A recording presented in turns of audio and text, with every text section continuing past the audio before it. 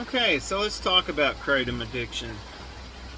I had to think to myself and go back to why I started using it in the first place. I really don't have much of an answer to that, except for the fact that it really magnified my experience as far as how I felt about myself, how I felt about the world around me. It just made it an easier and better place to live in while it was working, you know. And then after it stops working, it's like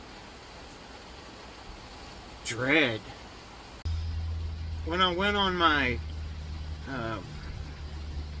4 or 5 month break where I just quit cold turkey, and I suffered really bad for the first week, and then about the whole time that I was on that break, I felt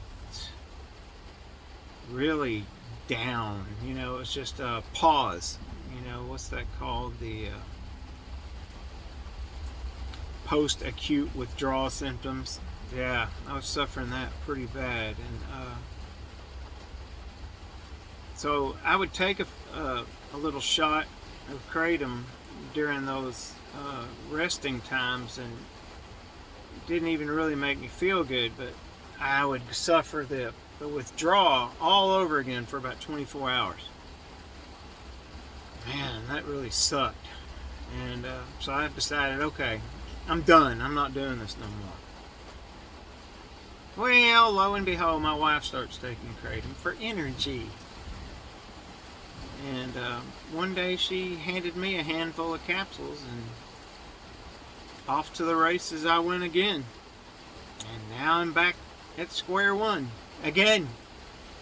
So it's just really a tough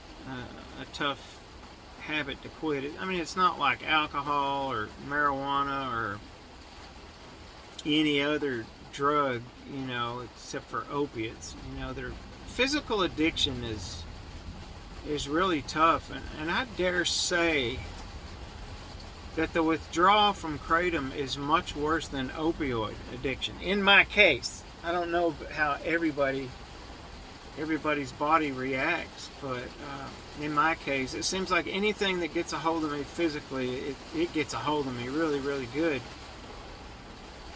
I haven't really figured out why that is, or maybe it's just my body chemistry or whatever.